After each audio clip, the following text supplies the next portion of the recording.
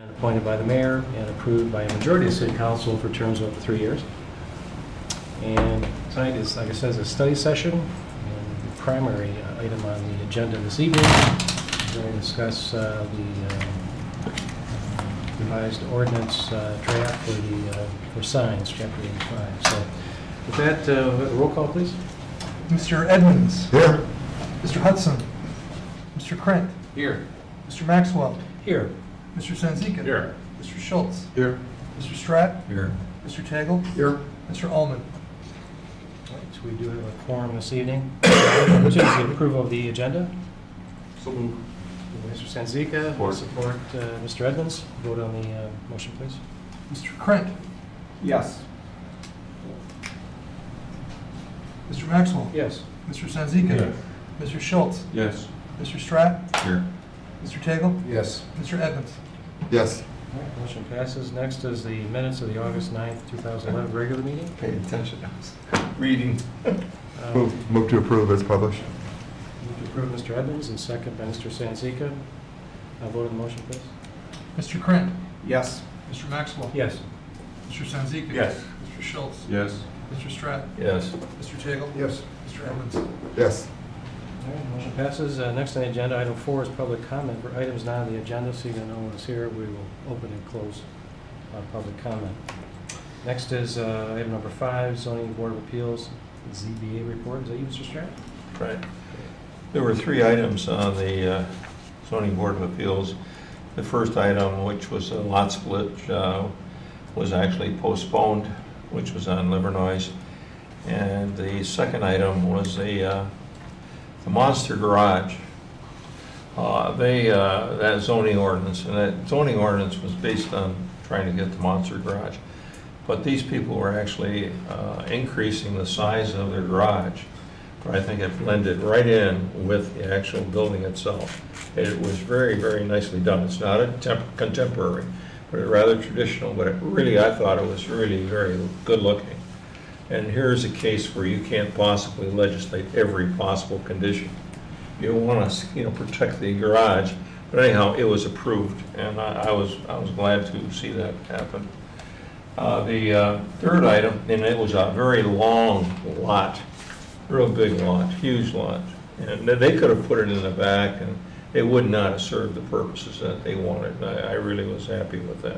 Third item was actually, Paul, I think you can help me. I forgot the name of the bank, or the credit union. Our 6933 Rochester Road, our credit union. Yeah, Ranchester, just south of South Boulevard. But Yes. Our. O-U-R. Probably that. Yes. Anyhow, that credit union came in. They had already received a variance for eliminating the wall on the backside of the residential area, but along the actual north side is actually condominiums, and it's heavily wooded or treed, or whatever. And there was quite a bit of discussion on that, and one of the concerns that we had was actually the drive that's parallel to the north side actually is actually the drive-up window, which would really get an awful lot of traffic through there. I think they have 4 bays that they have. So what we were concerned about is if the vegetation would actually on the north side, which is on the condominium side, were to be removed or some unforeseen thing happen, you'd have a continuous line of traffic there, and you'd have the sites exposed to the traffic at night with headlights. So then, therefore, what we did was Paul gave us a rundown as to what our options were instead of having a wall, berm, landscaping, and everything else. But we wanted to see a 4-foot space between that wall or the curb and actually their property line. So what had ended up happening was they agreed to go with a 4-foot high vegetation that would be opaque, in other words, evergreen, and it would actually extend only to the extent that as they turned around where they're shining on the condos, that it would be blocking. And once the cars are parallel, it was fine. So that was the compromise on that. But again, it's hard to legislate every possible condition. So we came up with that as a separate, unique kind of a thing that was not conforming to either or any of the things. 4-foot high vegetation at that point. I think that concludes the presentation. Yes. Paul, wasn't it? Yes. Okay, good. Anything to add, Paul? No. I have a question. I'm just curious on the Monster Garage. Was it a large acreage parcel, did you say? Yes, it was. And what they did was they had a very nice looking building. Then they had the garage on the side. Then what they did was they extended the roof line across and put another garage so that you're driving through and parking inside. So it really, you don't see the garage. You almost think it's a continuation of the house. And it was very, very tastefully done, all brick. And it was I thought it was really very nice.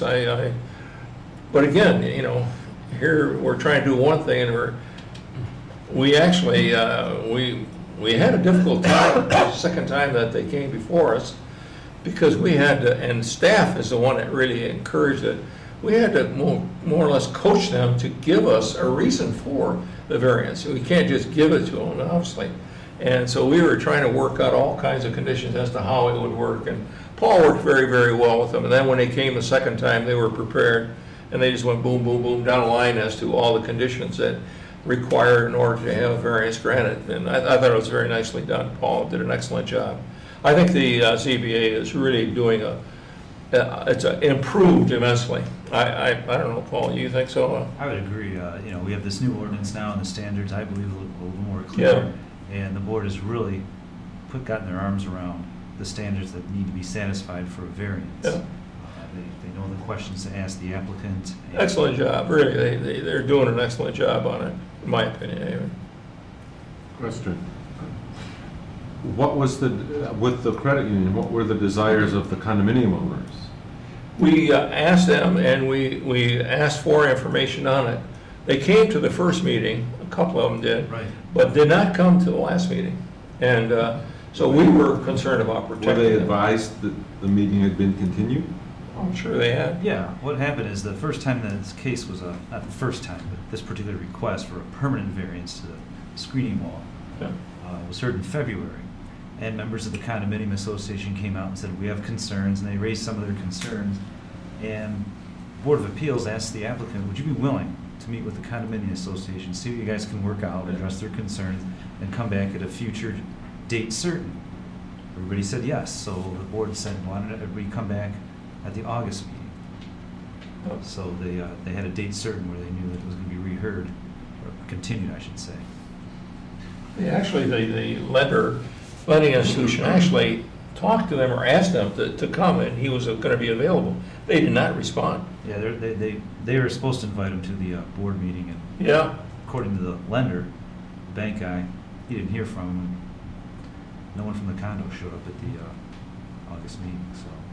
Just one other quick question. Was this the credit union that was just recently built Yes. on Rochester? Yes. And they came afterwards for the variance? They No, didn't build they- a wall? It was under the old ordinance, the temporary wall thing where you had to get every year, get it renewed and that, so they did get that originally way back when they first got their first approval. Okay. It's just that now the ordinance has changed, and so they were They seeking a wanted a permanent permanent variance, a variance permanent instead of coming solution. in. all Rather the coming in time. every year. Right. I understand. Okay, thank you. Okay, Mr. Chair? Yes, sir. One quick, Yeah. I just want to ask Tom a quick question regarding the garage issue. How many square feet was in that garage, you know, or Mr. Evans? I believe the total product, 660 plus 1,100 plus, I want to say 2,600 square feet.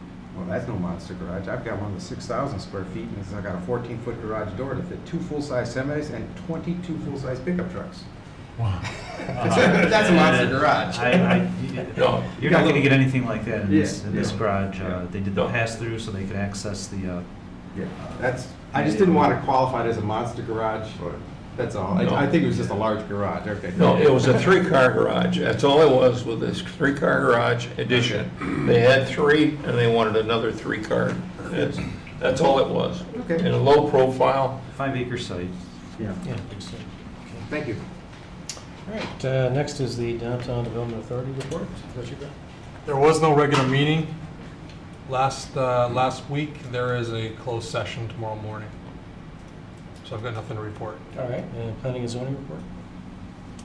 Yeah, in terms of projects, there's really nothing too exciting that I can think of. I did invite Paul Evans this evening because he's involved with the sign ordinance. He's directly involved with permitting, and he's got an intimate knowledge of the zoning ordinance. But Paul, could you give a really brief synopsis on the volunteer code enforcement program that we're going to be implementing here? Yes, with the cutbacks the city has incurred, the police service aides, I'm not sure they even exist, but I know that they used to help code enforcement during the weekend remove illegally placed temporary signs from the right-of-way. Well, effective in April, they're no longer doing that.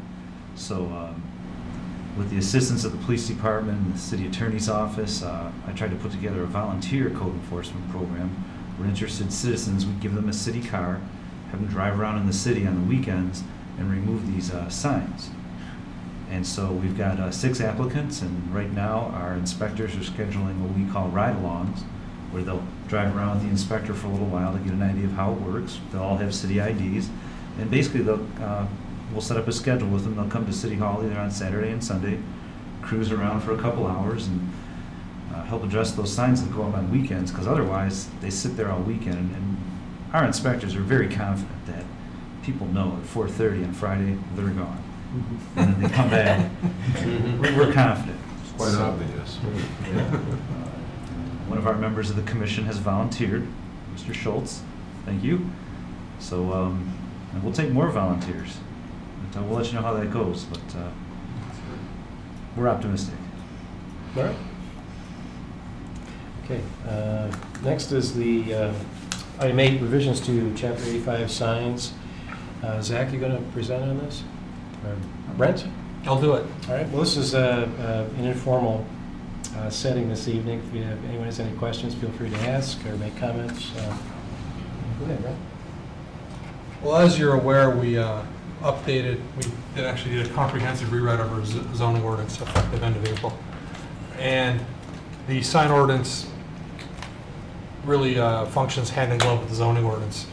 And it actually references the zoning districts in the zoning ordinance. So now the sign ordinance is not consistent with the zoning ordinance, and we need to update it to bring it into compliance with the zoning ordinance. At the same time, there's some other minor tweaks that we've discussed internally that we'd like to do to the sign ordinance.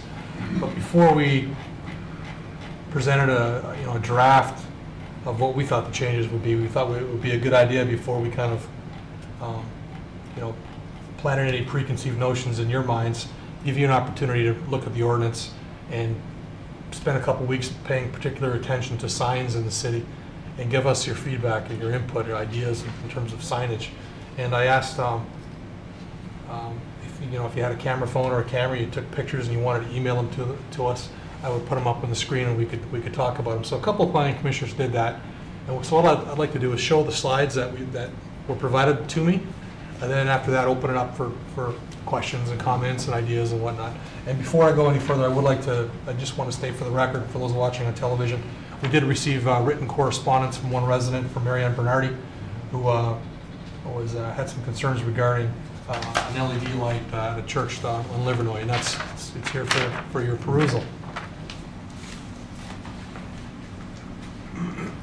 So the first bunch of slides were provided by Mr. Hudson, who is not with us today. He's away, but I believe this was an example of a LED sign that he liked. He mentioned that he had some issues with LED signs that were very bright and kind of distracting. I believe, I don't want to speak for him, but I believe this is one that he had some concerns regarding the brightness of the text on the message board. Isn't this the church that the complaint was regarding by Mrs. Bernardi? Yeah, the first one was the sign Marianne Bernardi was speaking of, I believe. The first one was? I believe this is the one she was speaking about. This one? Oh, this Yeah. one, okay. They're across from each other. Yes, they are. That was the one Yes, they are. That just seems so.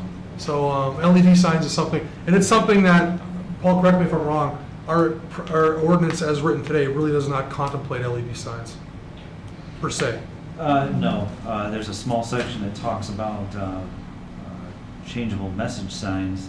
It does contemplate it to some degree, but I think with the advances of technology and the way LED signs are made and serviced, it doesn't take into account some of the uniquenesses that might come with these sign cabinets. But your ordinance talks about the signs that distract drivers, and so it would be prohibited. It does reference the length of time that a message can be Yeah. displayed and how quickly they turn over. This is something that Mike sent us. You'll notice the sign to the right, the freestanding sign, pylon sign, and you'll notice there's a ground sign behind it, and there's a number of signs that are illegally attached to lampposts. Those were, he sent that to me at, I forget what time it was, 2 o'clock, and by 4 o'clock, they were down. I sent inspectors out there, and they talked to the property owner, they were removed. But that's an illegal sign, and it's a good example of how our code enforcement department responds to. We can't be out everywhere at one time, and that's an example of how we respond to complaints. But What is that location, Brad? Is that- This is Livernois, just south of Long Lake, I believe. That is correct. That's Palmer Bank in the background. here's a blow up of that. But pretty obviously that there can be a proliferation of signs. It's easy for you to say. Yeah. There's another example in here of how when you get so many signs, you really don't see any of them. It's just a jumble. Are any of those signs actually legal on a temporary basis? One of them is. The one on the ground appears to be legal. But any of the other What ones- makes it legal? What the temporary sign code says is, I'm going to summarize it because most people basically, to take advantage of it, would allow 2 6-square-foot temporary ground signs, no taller than 42 inches in height. And that's for 7 days. Or not. No. You're talking about the four-sided sign on the bottom? Yeah, the four-sided sign would be legal, and Brent, if we could back up. If one of these smaller signs were less than 42 inches tall and less than 6 square feet, it would be permitted. But I'm guessing that the taller they get, of course, the more that are put up, it's going to exceed the allowance for temporary signs. Excuse me, Mr. Evans, is that the time limit, 60 days then? That's what the ordinance says. Okay. Yeah. This example was also provided by Mike, who's not here. I wish I would have asked him exactly what he liked or did not like about this. Maybe he likes BMWs, I don't know. No, that particular sign is mounted on a trailer base that is parked on a driveway. It's, It's not a ground sign. I don't have a problem with the sign, but it looks like it's mounted on an old boat trailer. From this angle, you can't see the trailer, but thanks for that input. That's very helpful. They used to have that, but I do believe we told them to mount it to the curb. Okay, it looks like it's mounted to the curb here. Maybe they moved it, but the last I remember, it was a trailer-based sign. Well, I think your memory's correct, and it was. I remember it that way, being that way for a while, but they came in and And just south of this, on, what is it, Industrial? Seat has a slab of stone sitting on a trailer, which I consider a sign constantly. It takes up 3 or 4 parking spaces that are required by ordinance, but they have the truck parked there with a slab of granite on each side with an American flag on it, and I'm going, I'm sorry, it's a sign.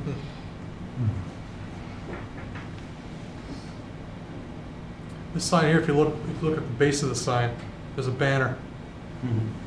Blue sheds. That's the old NBD sign on Coolidge, south of Maple. Here you see kind of a double dip. You see a very nice sign, a permanent ground sign. That's very well done. Excellent design, excellent landscaping, very aesthetic, and then you've got a banner mounted on the front of it.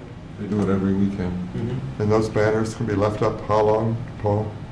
Well, in this instance, that would be interpreted the same as refacing a sign, even though it's a different material. They haven't increased the allowable display area. So they could feasibly do that on a regular basis for as long as the permanent sign's up, so there would be no time limit on something like that under the current code? That's something we don't have language right now to regulate, but it's something we could look at in Right. Yeah. in terms of the ordinance. It's, again, it's taking a sign that's very aesthetically pleasing and just making it look shabby. The other side of that coin, though, is that those signs attract a lot of attention, and there's an awful lot of apartments in that complex that need to be rented. And I don't know that we want to come up with an ordinance that restricts them from the possibility of renting apartments that have been in the city for almost 40 years. The current code would consider, More than yeah. 40 years. Right now, it would be considered a refacing, whether they put a banner up, repainted it, physically took panels off and put them back on. But it would fall into that same general category where you're maintaining what you've already been approved for in regards to location, height, square footage, just changing the message. Well, under the current zoning ordinance, or the proposed, 50 square feet is what that is allowed because of the closeness to the sidewalk or property line. That far exceeds that. But yet, at the same time, if you took the columns and you took everything in, as you're supposed to, there's where I have some problems, because actually the sign is a sign.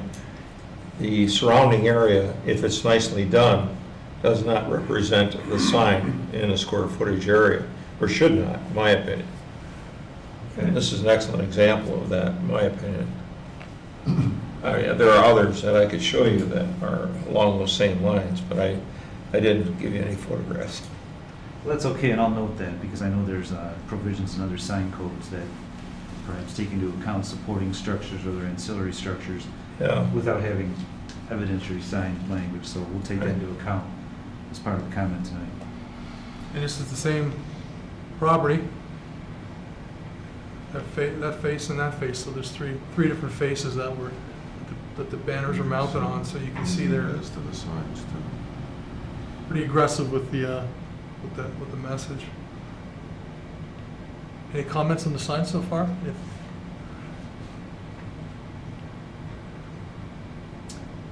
This is a different photographer, Yes. and Mr. Evans, could you? Yeah, this is an example of an electronic sign that I consider is really very tasteful. When it first went in, the intensity was up, I think, to the max, and for like 200 or 300 feet all the way around that, the whole area just glowed red. Now, I don't know if they had complaints or what, but it's very, very readable, and it does. The thing about electronic signs that I just wanted to bring up is they do have a distinct advantage in that you can have a changeable message without, having banners and then having something else put in there. And I think, but I just think, I do agree with Mrs. Bernardi. This is the intensity of most electronic signs in Troy are far too extreme. And I think we need to address that. When Mr. Hudson and I were in, where were we? Las Vegas for APA. One of the sessions that we both attended was about the new LED technology and how the intensity has to be up during the day in order for you to see it. But one of the things that they were talking about, and this was several years ago, is that communities are going to have to find a way to put a restriction on how bright the signs can be at night, because they become blindingly bright as the sun goes down.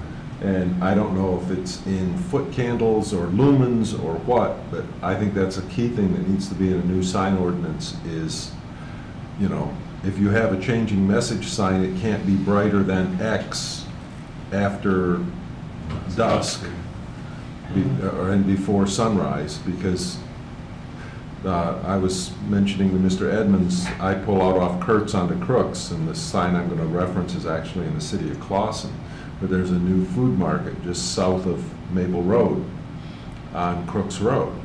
It used to be a motorcycle shop, and they have a red and blue LED sign that flashes very quickly. And every time I pull out onto Crooks Road and head south, I think there's a police car down on Crooks Road, because the red and blue is flashing, and I'm going, I'm a half a mile away, more than a half a mile away, and at night, it's absolutely blinding. And so that's something that I think needs to be addressed, is the intensity and brightness of the light after dark. There's an LED billboard. Now granted, it's a billboard. It's on, in Auburn Hills, it's on the, going north, it's on the, I think it's either west or north side of, west or south side of 75. Anyways, at nighttime, it lights the sky up for miles around. It's unbelievable how bright it is. And so it looks like we've got to do some, pay particular attention to the brightness of the LED. One of the first LED billboards that went in was on I-75 down in Detroit. I can't remember exactly what crossroad, down around 5 Mile, I think. And it's one of those big pole jobs. And the people, it was a residential neighborhood on the west side of I-75, small homes.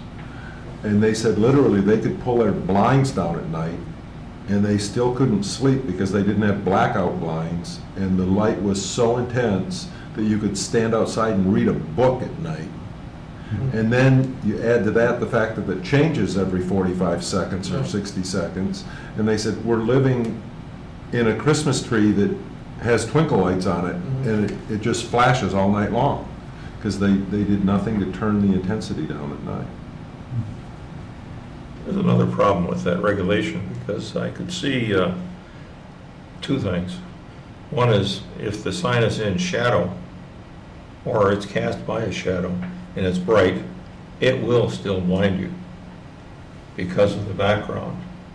The other thing is, Paul, I think you better get some signs, somebody to sign up at night to go around looking at these as well. And also, you know, the big key thing that I have a concern with are those parking lot lights shining out. Shell's gonna call you on a couple of others I saw. But that's another issue at night we gotta really control, as well as the signs. Is our next sign, you all recognize Spa Renaissance. It was recently completed construction, nice building. Very nice building.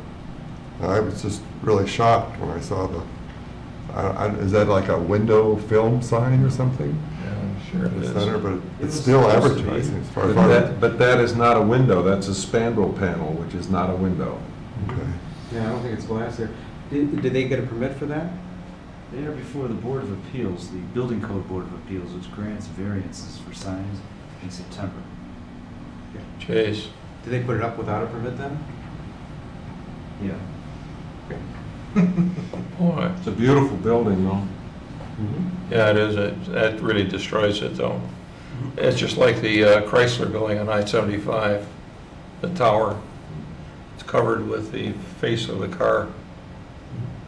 Now let's, How much, can I just ask, Yeah. how much facial signage, what's the square footage that's allowed for a building like this on Big Beaver? Is it 200 square feet? Or is it 100? Let me look. let's,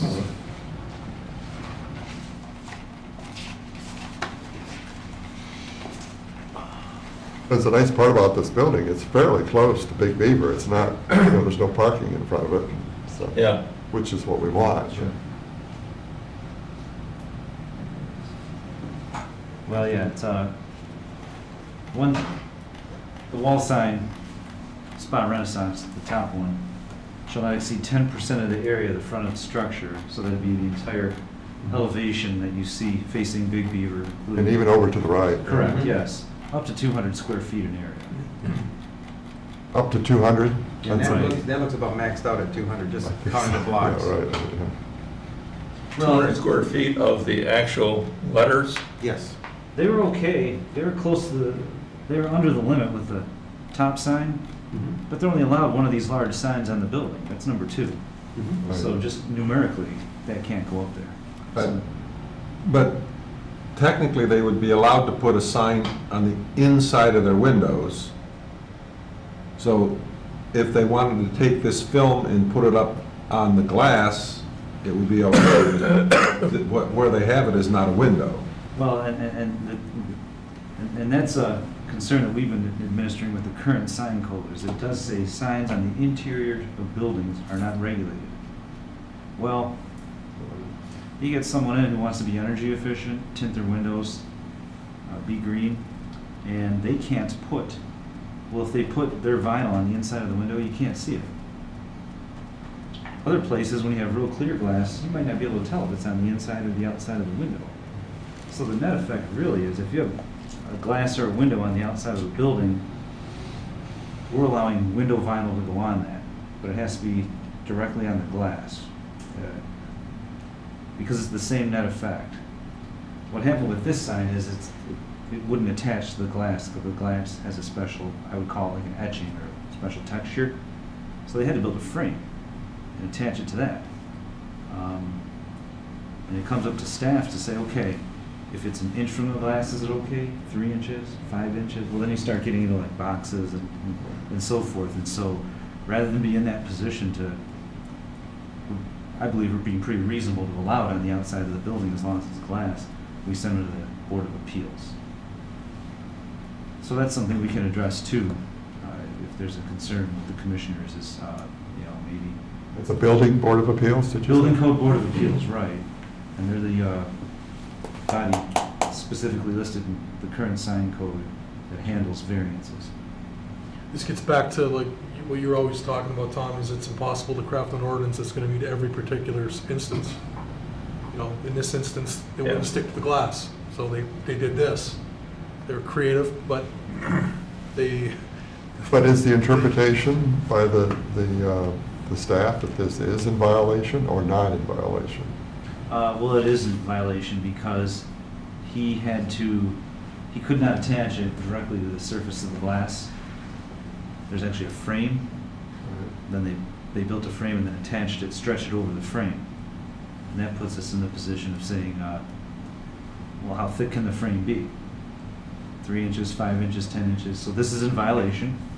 A permit was required. We're not going to consider it under the allowance where it's not regulated because it's either on the interior of a building or on the flat exterior glass. So they're coming in before the Board of Appeals to get a variance.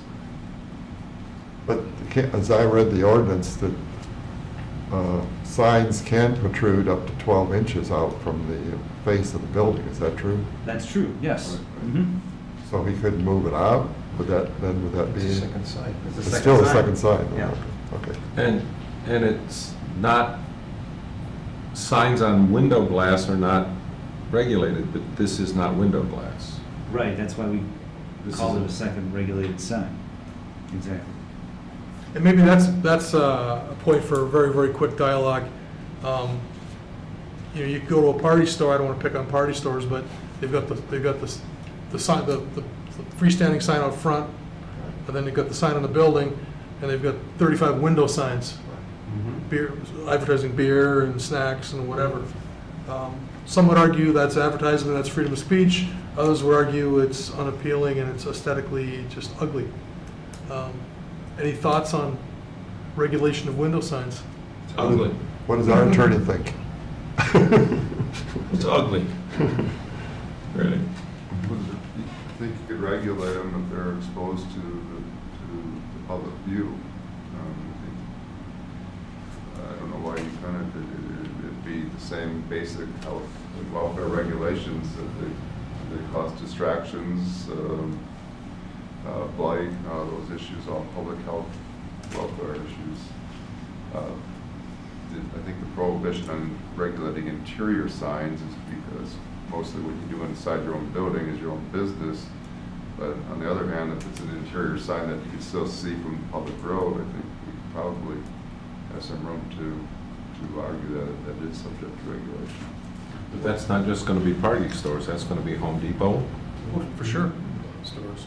I mean, Grocery stores, yeah. Yeah. What some communities do is they say, as an example, you get 10% of the face of the building, regardless of what kind of sign it is. So if you have the sign up there plus signs in the window, each of those individual signs is computed, and that's your magic number. If you exceed the total number, then you're in violation.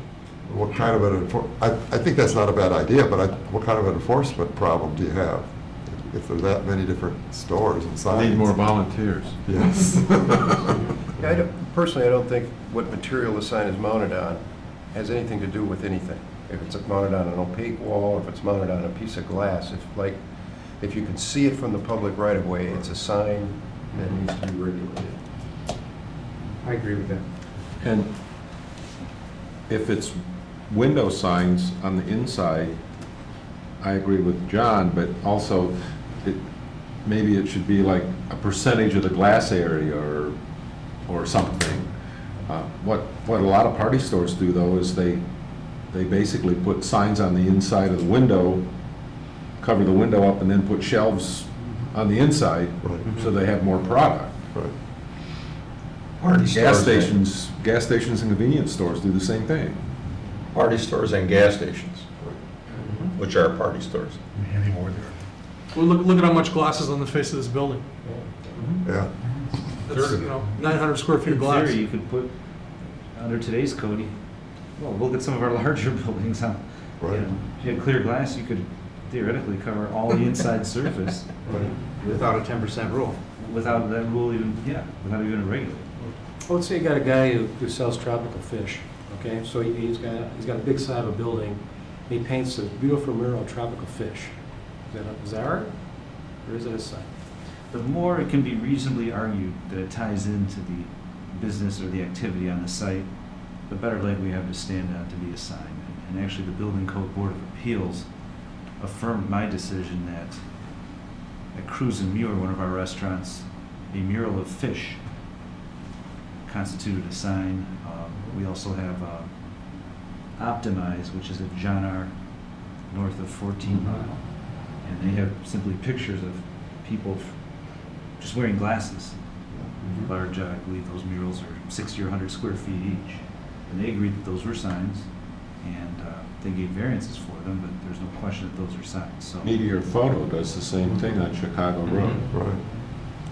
They've I've done it gone for now, years, but- for years. It may be helpful just for this conversation here, that the definition of sign in the ordinance, any structure or wall or other object used for the display of any message, and includes but is not limited to any bill, poster, placard, handbill, flyer, painting, balloon, streamer, or other similar object in any form whatsoever, which contains printed or written matter in words, symbols, or pictures, or to any combination thereof attached to or affixed to the ground or any structure. I had a question about, you see people in the right of way with placards or boards that they wear. And I wonder where does that fall into our ordinance? It's temporary. In Troy, if you can carry the sign or wear the sign, you're fine. Oh, you are fine. Yeah. You're basically a pedestrian. Is that right? It's a temporary sign, actually. It doesn't last all day or 24 hours. In general, you're fine. You start putting it in the ground, and in theory, I can carry a sign, it's a sale. But I could stick that sign in the ground if it was too big or I put it in the wrong spot. It'd be subject to the provisions of the sign code.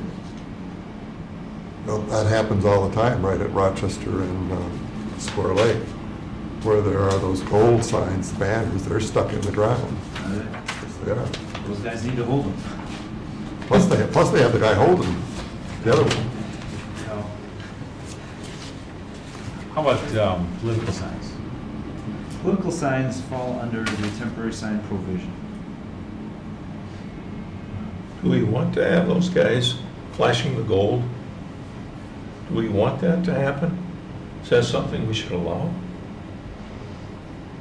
Maybe a question for everybody I here. don't have a problem with somebody holding a, if they're paying somebody to do that, for business, I don't know. It gives a lot of people minimum wage jobs, so. What I'm concerned about is that in the line of sight for the intersections, making the turn. If you're standing right at the intersection, that could be dangerous. Well, in this case, the guy stands right there when the traffic's going one way, he goes like this, and then when the light switches, he turns and goes this way, so. I've made the argument in another community successfully that since the community's code regulated a sign that a guy was holding if it was stuck in the ground, why wouldn't we regulate it if he's carrying it around? And the local district court agreed. But We Hit haven't agree? had that test here in Troy, and the previous people who administered the sign code have a history of saying if you can carry the sign, that's all right. So to be consistent with that, we stuck with it. I would say if we were to attempt to regulate people carrying signs, we want to explicitly try to come up with some language so it's clear to before people go out and buy signs or a business relies on hiring people to hold their signs, it's clear in the ordinance. They can get a heads up and know just what they can and can't do. I really would like to raise the bar of our community. I think that's lowering the bar. Letting everybody walk around with that just, How does our Rubs sign me ordinance wrong. compare with other communities? I tend to agree with Tom, but I let you know, I've been in a lot of other cities where signs are a lot worse than here, but I've been in a lot of Bloomfield Township, Bloomfield Okay. Hills, Birmingham, you don't see that.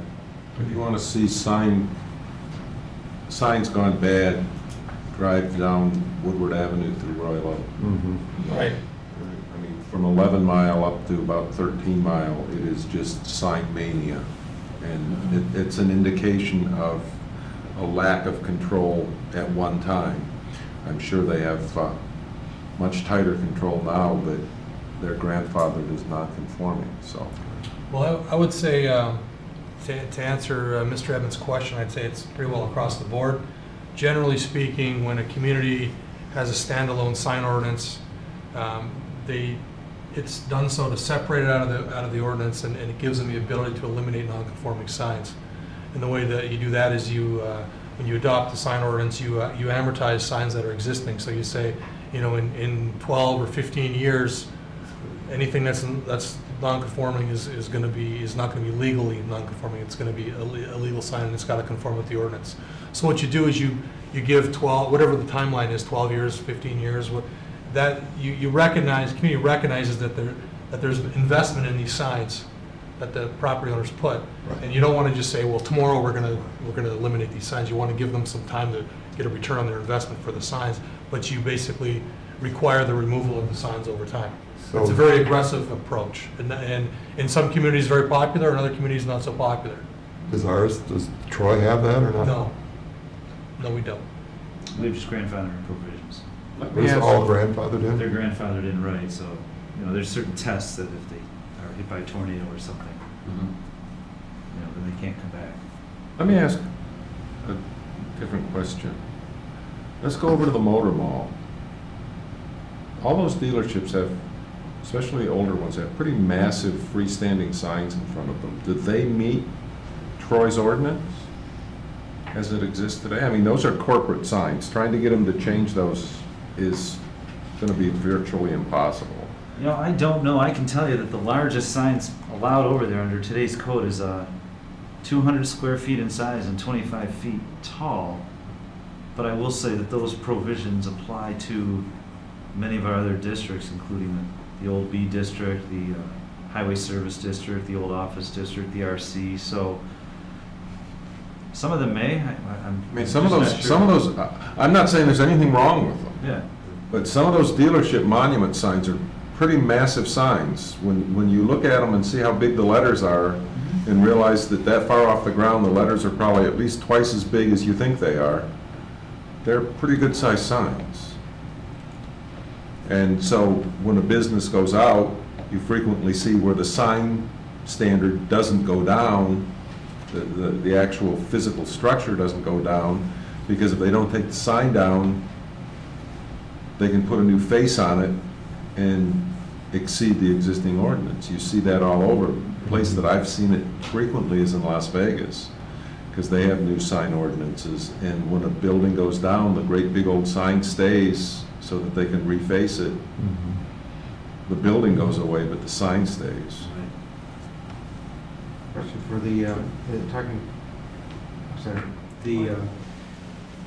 talking about the motor mall, because there's quite a few new signs there. Did any of those need variances, or they all fit in within our? Some of them did, but we have additional allowances for the properties in the motor mall. was curious about signs on parked vehicles, in parking lots, you know, like Notorious Cigar Shop. Yeah, that one, Maybe- I photographed, I didn't, Somerset Cleaners. Yeah, and some, you know, two men and the hunks or whatever, you know, they park in parking lots. Is that controlled by our ordinance? It's allowed as long as we can reasonably demonstrate that, and it's controlled by the zoning ordinance. If the vehicle's reasonably related to a business that's there, Somerset Cleaners, they have delivery trucks. They're always parked out there, and they're usually parked, you know, for maximum exposure.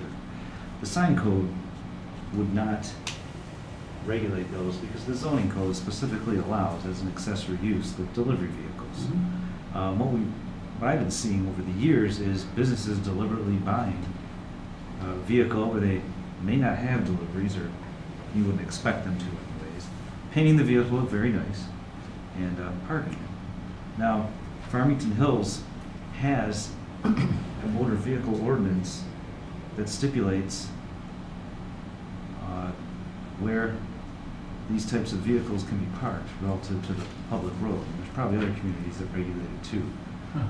In general, we don't regulate it. It'd have to be a pretty big stretch. I don't know, say I was a contractor and I wanted some exposure, so I'm gonna go park at the local bank.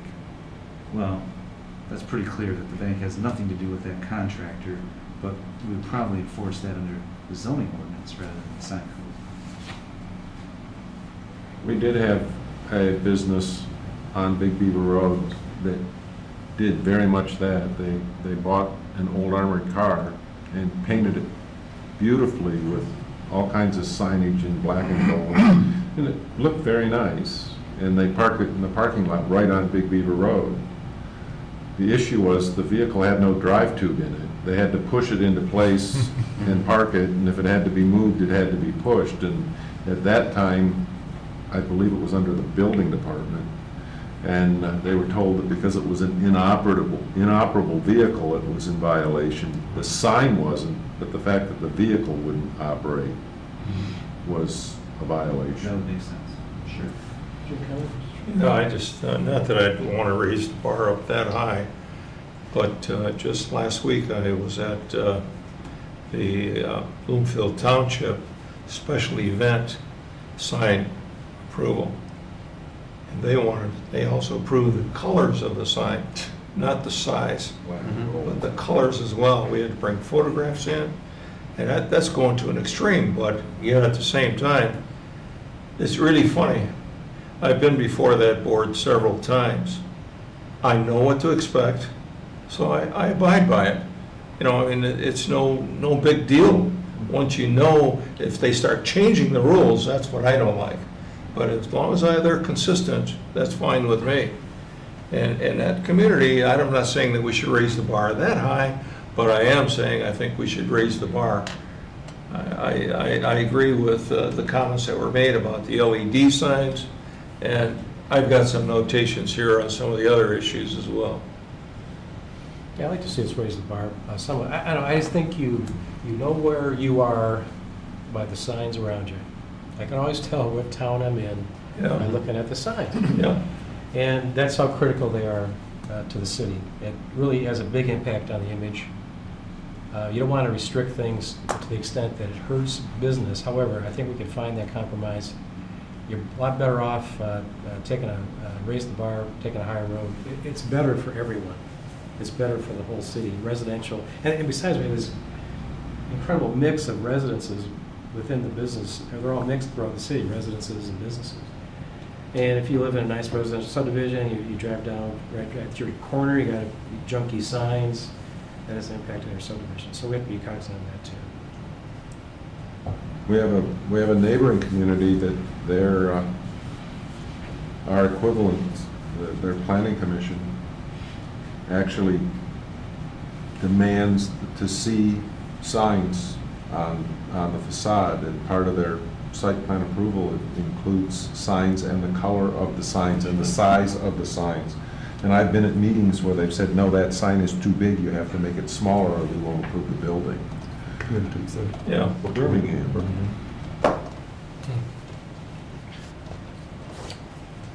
That's lovely. Talk about a visual clutter, they're looking at the signs. Talk about a sign that blinds you at night when you drive down Rochester Road. I just want to ask one question. Are we positive that that sign is within the square area footage? It's 4 square feet under. Yes, 96, 8 by 12 or something? 96 square feet, yes. On If each that isn't side? visual pollution, I don't know what is. That's visual pollution. Well, it just says, it already says it's wicked, so. It's right close to the road too. Is it, that meet that requirement too? Yeah, he meets the setback. He had to maintain a 20-foot setback from the sidewalk. Boy, Now, is the 20-foot setback from the closest edge of the sign, or is it from the closest foundation? Closest edge of the sign. Sure looked like it was closer than that to me. You're not the first person that asked, and our inspectors have been out there numerous times just to make sure. As a frame of reference, if you look at that Speedy Yeah, I was sign, gonna say, that's closer to it's the actually sidewalk. closer. But that speedy sign was put in before the right-of-way was expanded for Rochester Road, too. So this sign actually meets the setback even with the new right-of-way for Rochester Road? Yes, we had the, even before the construction started, the engineering department provided me surveys of each property, so we could properly advise, because a lot of these businesses had to move their signs, or were gonna lose their signs. This is another electronic sign that is still extremely intense at night, I'll tell you that. Yeah, drive by at night, it lights up the entire area. We don't have to worry about parking lot lights in this neighborhood because they don't need them. That's because it's wicked awesome. Yeah, that's what I was looking at. That's our last slide. You know, I wonder, it seems like over the years, everybody tries to outdo the other guy, and this is the kind of stuff that we end up with. Do we feel that we can craft an ordinance strong enough that we can start to get rid of this kind of stuff and set the bar so that, you know, there's some consistency in these signs, and there's a little bit more of control on what the visual outcome is for this thing? Because quite honestly, I'm not so sure how successful these signs are. Like you said, you drive down the street at 40 or 50 miles an hour. Do they really expect you're going to read all these, you know, these things? I don't know. I think the best example I've heard of that is if you're in a room full of people and everyone's shouting, Right. you can't hear anybody. Right. If everyone talks in a lower voice, you can start to hear. Now, when you said control this kind of stuff, what exactly did you mean by that?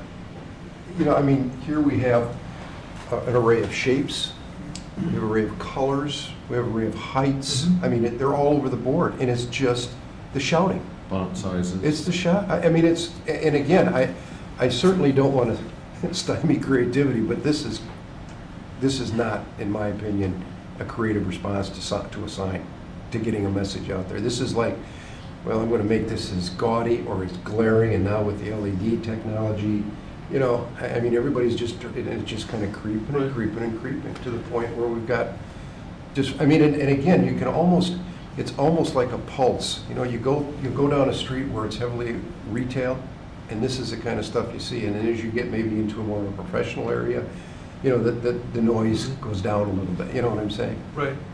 I guess the question would be then for planning commission, is you talking about raising the bar, I guess the question would be how high, because if you want to go as high as you want to go, you know, to the nth degree, it's going to involve, you know, amortizing the removal of non-conforming signs.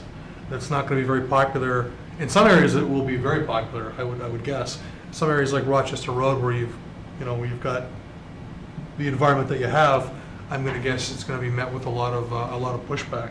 Well, I think, Brent, I totally agree with you, and I'm not so sure I would want to go necessarily that much, but I think the big proliferation of electronic signs, and that's definitely what this is,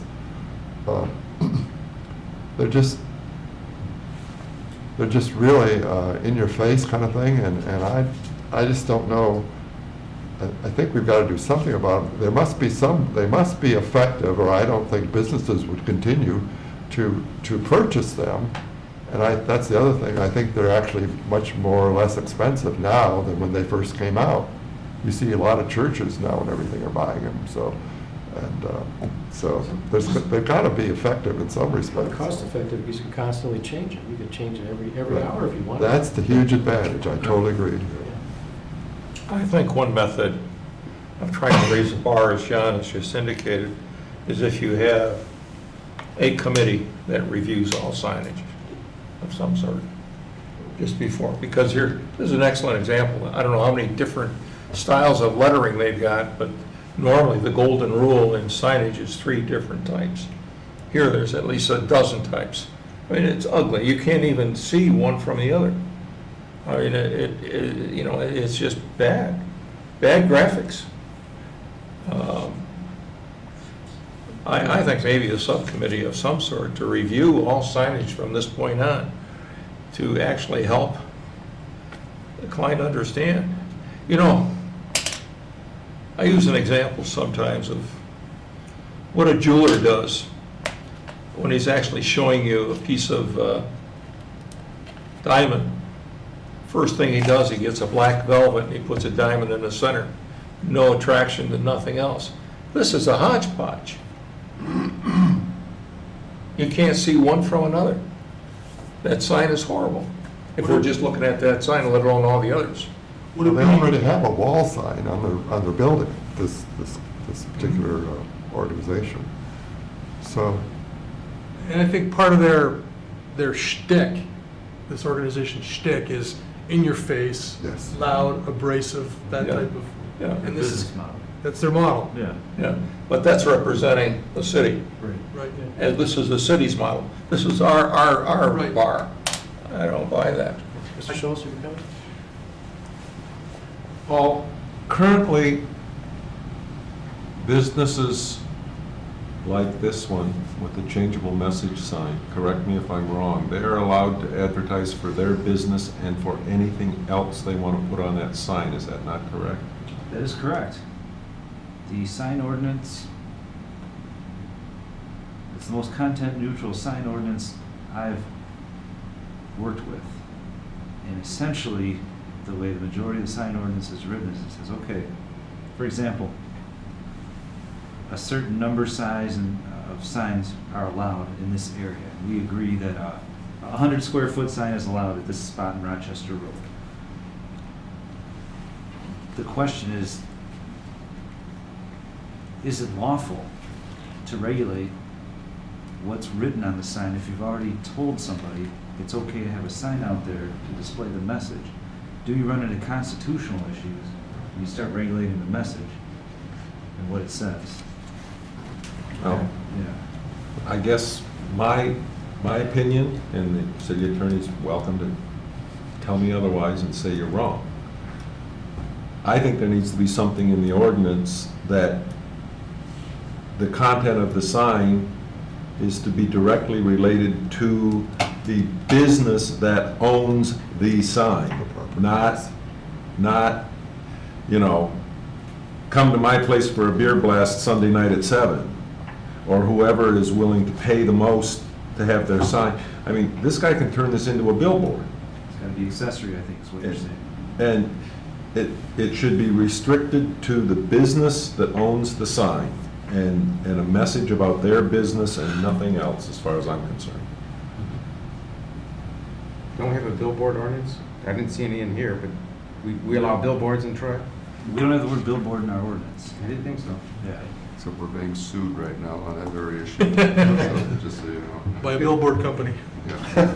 That's not the first time. Well, the CVS stores, they got all kinds of ads on their sign of buy 3 for 2 or something like that. They all do. Mm-hmm. And it's LED, and Yeah. they're all too bright at night. That's wrong.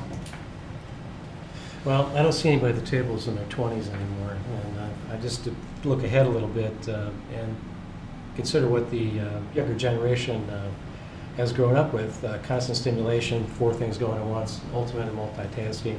They got the gizmos and gadgets, and if they had 4 hands, they'd have 4 gadgets in them. Now, as far as signage, I see a trend toward much more in-your-face types of advertising in the future. That particular sign could end up having 4 videos on it, or whatever. You know, I think you're going to see more of that. But I think we need to look to that now and address that now.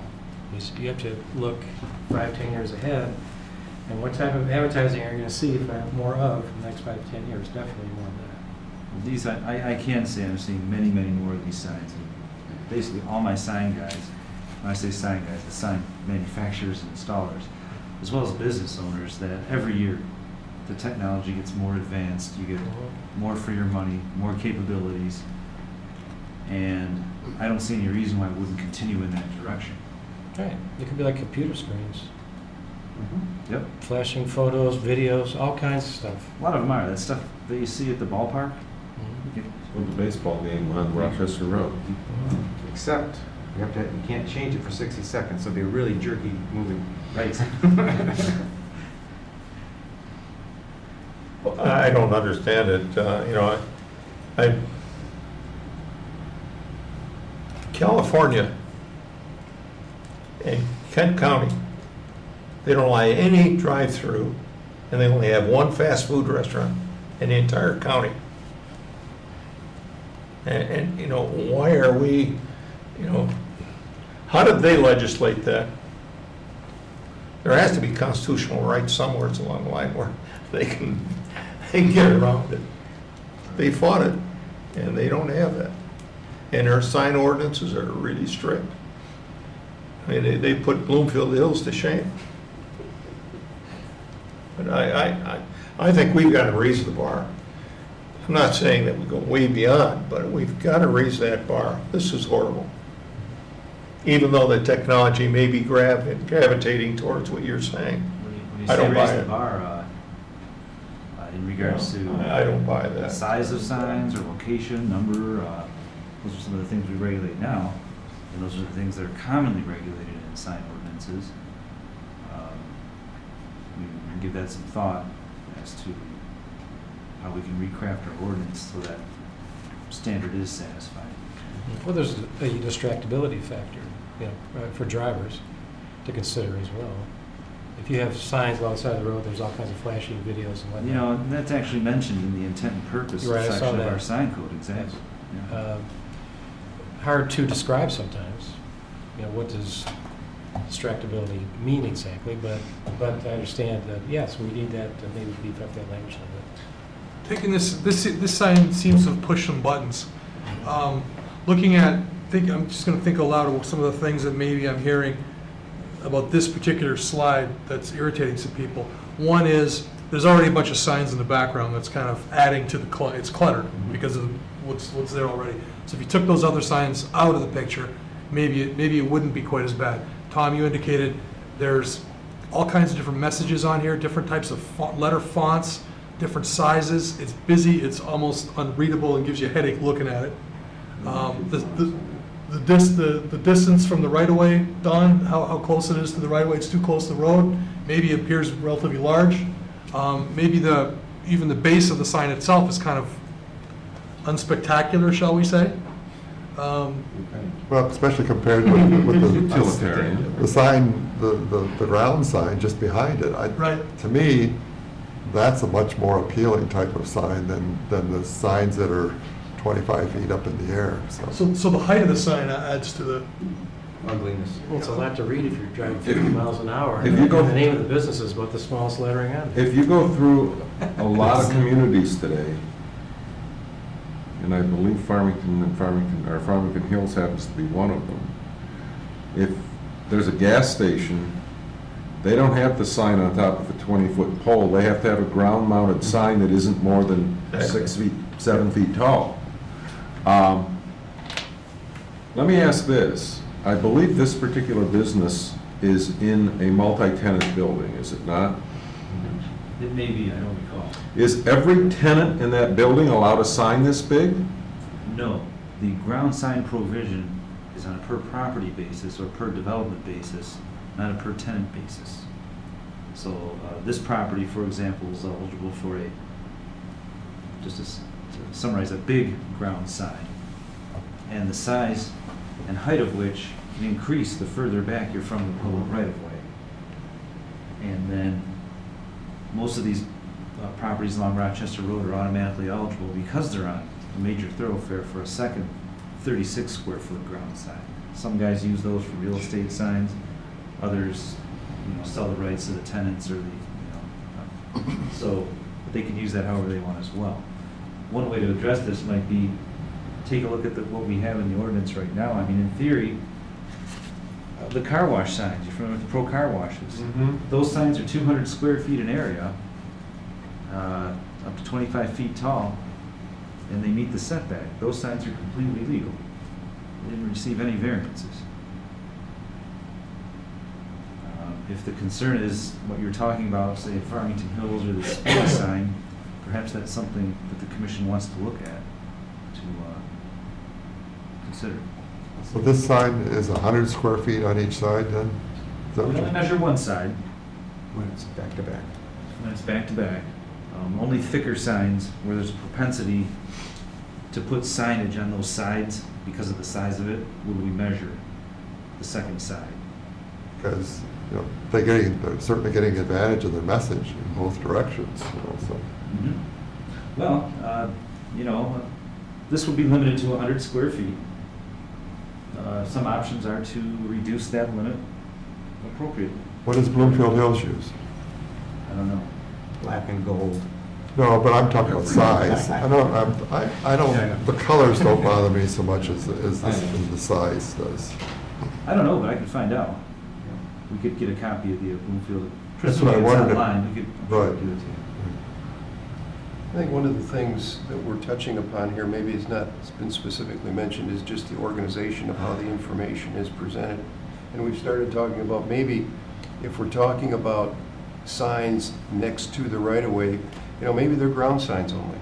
You don't have a 20-foot high sign here and a 10-foot high sign and a grounds. It starts to organize, but quite honestly, people will start to look for the information at that ground level as opposed to their eyes having to be all over.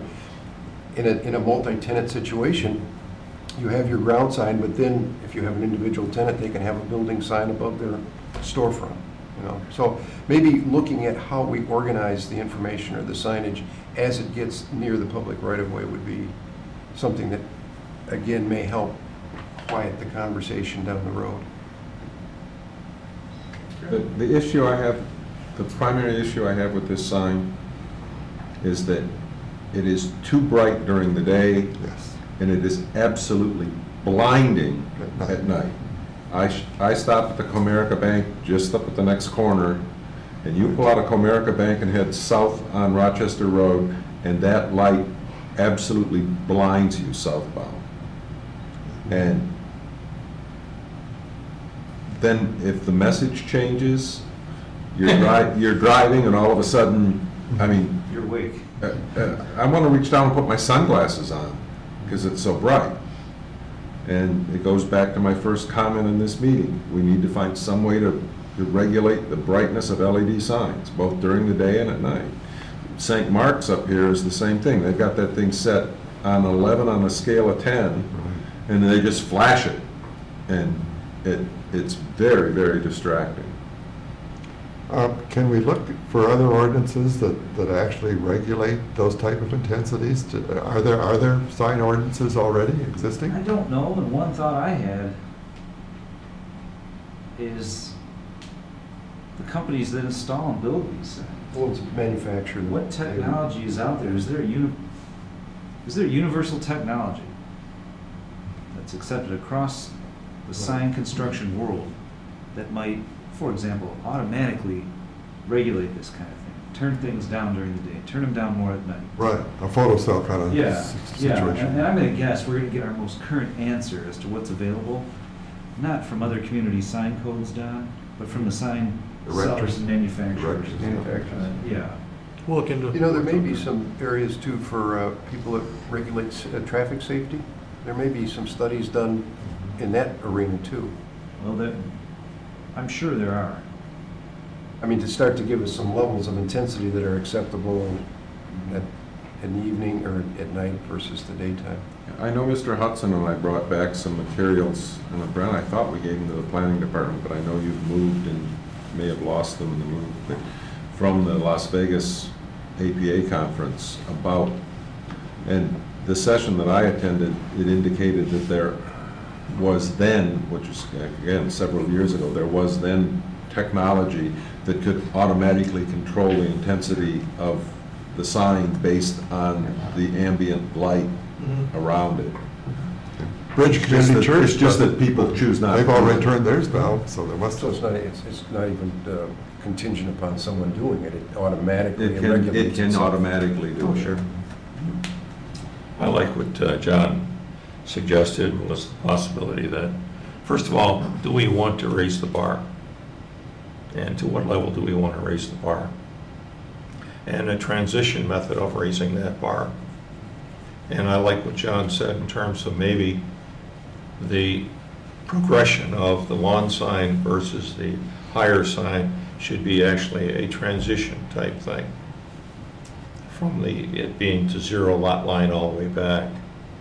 Right now, we have that, but it's only 3 steps. Yeah. One suggestion I did hear from a member of the Building Code Board of Appeals was make it more steps. That way there was some flexibility. 'Cause we would have some people have come into the Building Code Board of Appeals for a sign that's kind of in between our 2 steps. See, there's different signage too that we got to look at. There's the commercial sign, which is we've got here that we're talking about, which is advertising. Then you've got the office building. Like my office building, they want exposure. They want their name on there, on that office building. The tenants do, the individual tenants do. That's very important to them.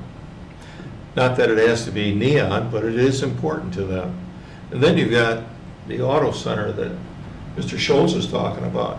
You know, you got another extreme where they're flashing all over the place. As a matter of fact, we're giving them variances not to put any landscaping in front.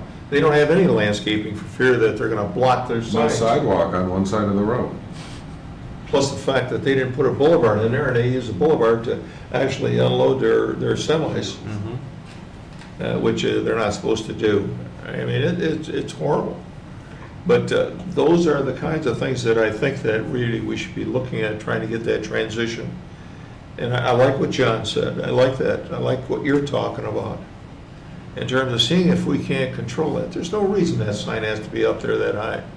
And I agree with the chairman. Mark said, you know, you can tell the community that you're going into by the signs. And what does our community say as far as sign? I think that we really need to raise the bar. And how do we do it? And what the transition is? You guys are the experts. Paul, let me ask you, what are some of the hardships that you hear or that is heard in front of the Board of Building? I would say the number one type of case we hear are these large office buildings that are limited to one sign up to 200 square feet. And a good example might be the 3 former Collins and Aikman buildings at Stevenson and 14 Mile and I-75. Vallejo, North American Bank Card, another business there. Coastal.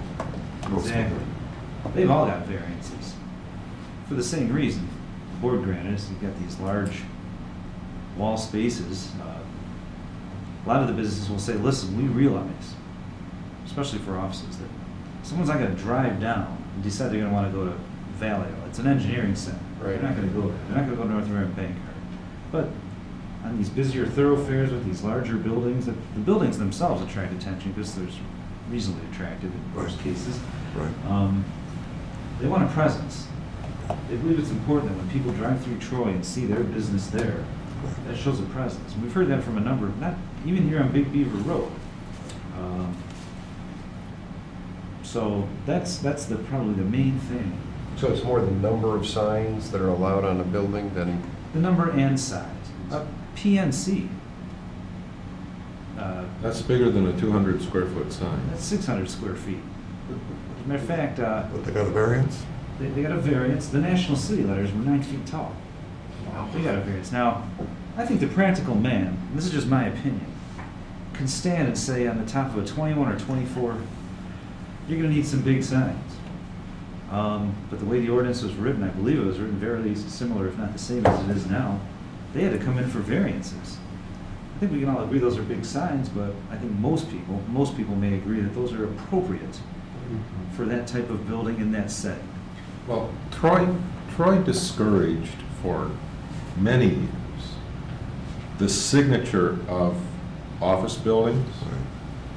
And I can remember shortly after I moved here, down in the Robbins Office Park, which we're talking about with Coastal and in that area, those buildings, when they were built, they were all architecturally harmonious, and they all had very large 500 and 550 and 600 and 650 numbers on the top. And I can remember the city saying, well, if XYZ company wants to signature that building, then the building number has to come off because the building number is considered a sign. And I'm going, in an office park, if there's a row of 10 buildings and each one has a number on top of it, we're going to call that a sign? No, that's a house number. And location. The primary tenant of the building should be allowed to signature the sign, or signature the building anyway. But, oh no, we had to take the house number off the top of the building in order for XYZ to put a sign on top of the building. That was one of the most ridiculous things I've ever heard. GIS electronics, you ask your fire department what they think, or your first responders what they think when they need to find an address. Right. Let's have it as visible as possible. Right. Well, I think, Paul, from what you said about the variances, I think as we look at this sign ordinance, there's certainly things that can be taken into consideration to reduce the number of variances that seem to make sense. On the other hand, I like the fact that if we can come up with a way, and Brent, you kind of answered a question that I had earlier about, over some period of time, we slowly weed out this kind of stuff so that it's reasonable for people to realize this is a direction. It's not going to happen tomorrow, but within some reasonable amount of time. Because it really is fruitless for us to try to create an ordinance and raising the bars we're talking about if people go into a variance process and get a variance for it. I mean, it's just, it's silly. It's a waste of time. Are most of the variances approved? Yes.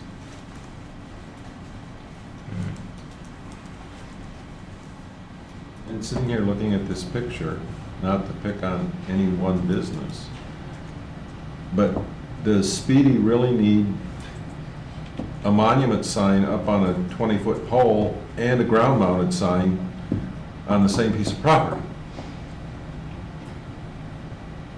They only allowed one ground sign. I can tell you what they'll tell you. Yeah, Yes. exactly. And that's a question for them, exactly.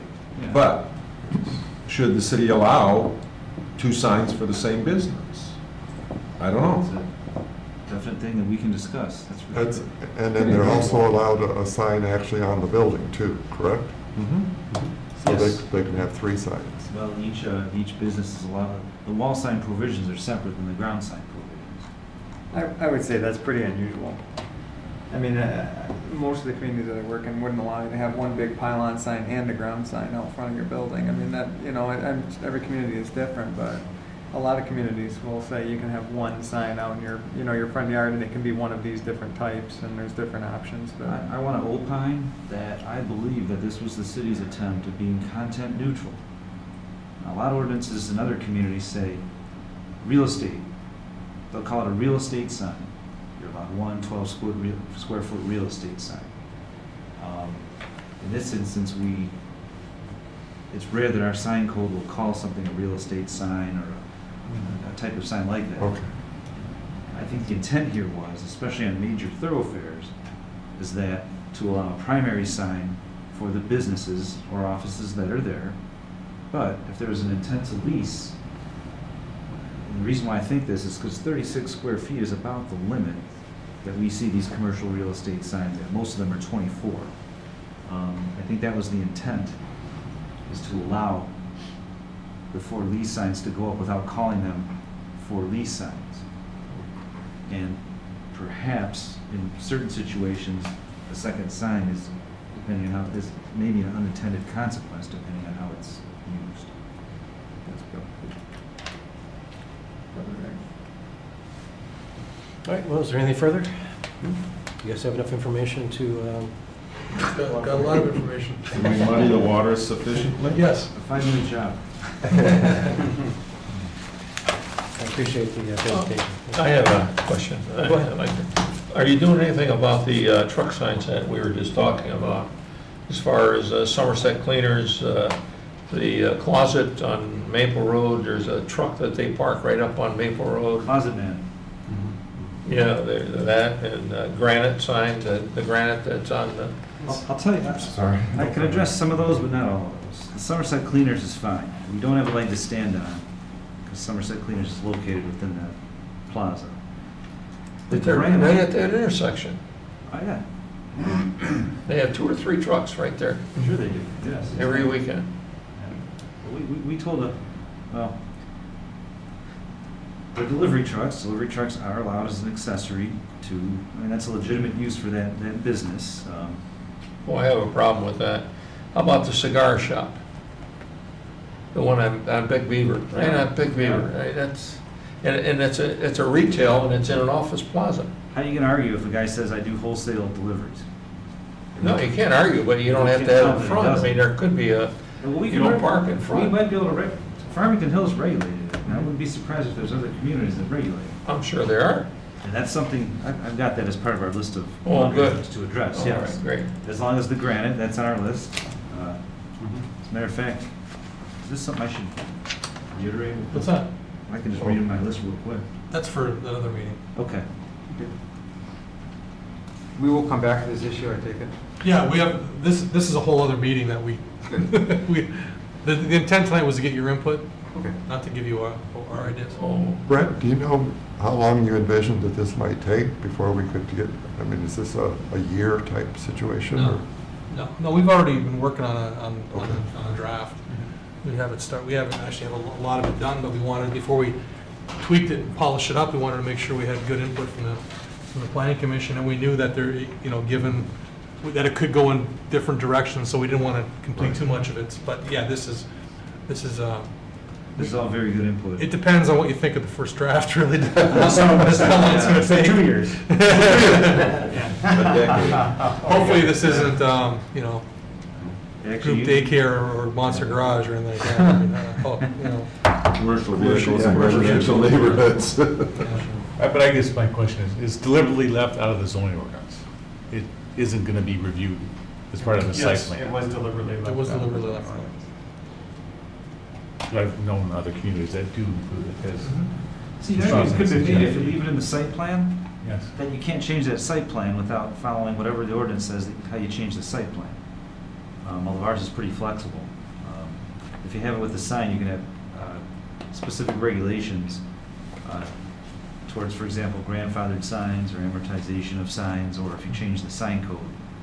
You won't address the whole site plan, just the sign part that's handled under a separate code. Can you, in the zoning ordinance, require as part of the site plan approval that presentation be made of the signage, even though the signage is governed under a separate ordinance? You could So that we definitely. see the signage as part of site plan. I think So probably it's- you could treat it a couple of different ways if I can. Brian. Yep. You could treat it a couple of different ways. You could treat it the way that we ended up treating materials, which is that we require them to be submitted, although we don't have materials serve as a condition of approval. So we don't, for instance, we've had some nice proposals in now where we know what the buildings are gonna look like in terms of materials and color, but we couldn't, for instance, if everything else complied with the ordinance, we couldn't deny Granite City just because we didn't like the burgundy they picked out for their rug or whatever. It was for informational purposes, but we don't have it as a condition. You could do the same thing for signage, at least in terms of them putting them on the plans, and you could look at it, et cetera. You could still have, just like we do with any other department of the city, like engineering review and fire review and stuff, that all takes place during the preliminary site plan review at staff. So that when I do my review, I have information, for instance, from the engineering department that says, hey, wait a minute, there's an easement on here, so this CVS over thing, the canopy is going over that was in my review letter, as you remember. I wouldn't have necessarily had that detail without engineering review.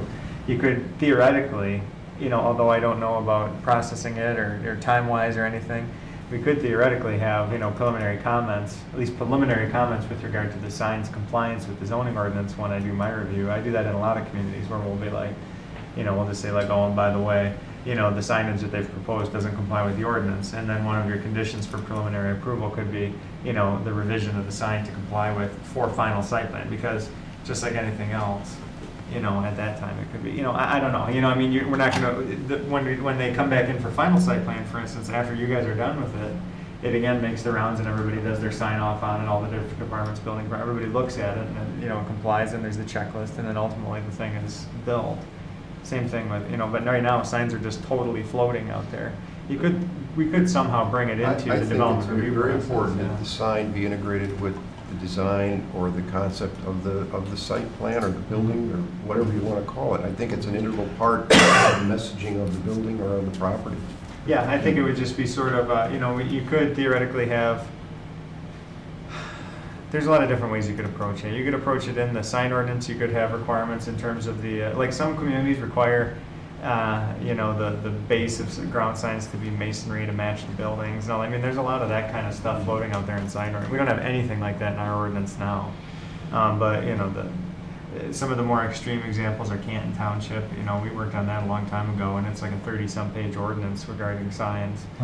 You know, but it's got very controlling characteristics about, like, for instance, multi-tenant shopping centers, ground signs, materials, design, and all that.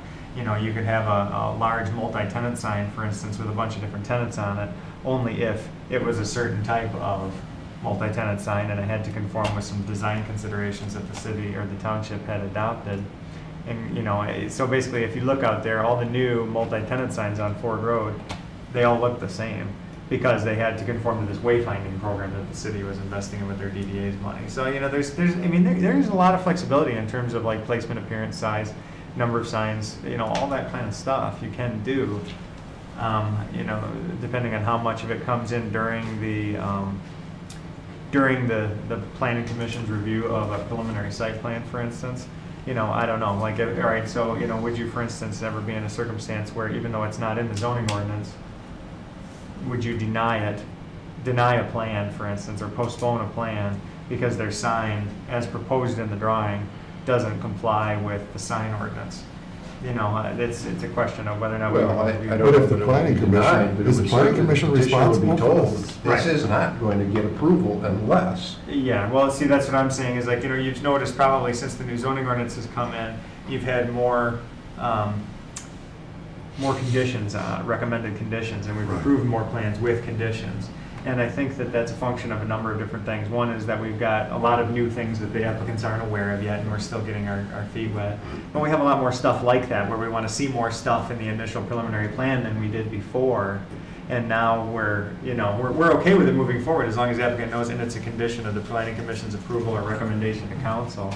You know, you could theoretically do something like that with it, you know, a condition of approval for a plan, for instance, that has a sign on it that doesn't comply with our ordinance, could just be that, you know, signs are revised to comply with the ordinance. You know, I mean, that could be a condition of your preliminary But sign what approval. us seeing it might well avoid Yeah. is a condition like Woodside Bible, where on the PUD plan, there's a little notation that says sign, Yeah. and we end up with a sign in the wrong place.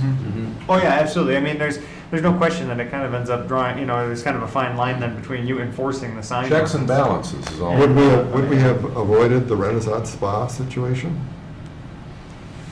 If That had was been- after the building And that was built. after, that might have been, I don't know if they ever had planned on doing that in the beginning. I don't know the history of that particular sign, but if somebody had come in and showed that on there and it circulated through, and if during the preliminary site plan review, Paul had done the review and calculated the area, and, you know, sure, I mean, you know, Paul's email back to me would have been like, hey, FYI, Isaac, this doesn't comply with the zoning ordinance. And I would have a new Actually, sign. in the architectural concepts that we were shown, the drawings that we were shown of that building, that was a spandrel panel that matched the two panels of glass above. There were no graphics on it whatsoever. Yeah, no, I remember, because I remember looking at the drawing later after we saw the sign out there, but even so, I mean, it would just be like the fire department saying like, you know, hey, Zach, these, you know, EDA spaces are wrong, or hey, there's a problem with this hydrant location or something. I mean, you've noticed I've made comments like that in my, you know, usually what we'll say is that, conditional upon, satisfying the conditions, or satisfying the concerns of the fire department, or satisfying the conditions of the engineering department, or whatever. You could do the same thing with, satisfying the conditions of the planning department with regards to signage, or, that sign, revisions are made before final site plan approval, indicating compliance with the sign ordinance. There's no reason that you couldn't do that, just like anything else. If something's brought to our attention, even if it's outside the zoning ordinance, I still make you guys aware of it. All right, let's move on. Next is a public comment for items on the agenda, seeing no one. We'll close that and brought to planning commission comments. Mr. Mosny, do you have any comments this evening? No comments. Mr. Evans? All right, Mr. Severett? No. Mr. Brannigan? Mr. Stanley? Nothing. Mr. Evans? I was just curious, have you received comments from any planning commission members who want to attend the APA conference in Grand Rapids? Yeah, it's actually the MAP conference, and I've Yeah. had 2 planning commissioners indicate that they would intend to go at this time. Is that it? Mr. Schultz? Saw an interesting news tease just before coming to the meeting about a baseball stadium going up in the city park in the middle of Clawson, potentially. So it's going to be interesting to see what might happen in our neighboring community. Yeah, for sure. Mr. Tagle? Nope. Mr. Craig? Nope. Mr. Stratt? Well, I have nothing further either. I just appreciate the comments this evening. It's a very good meeting, and meeting's adjourned.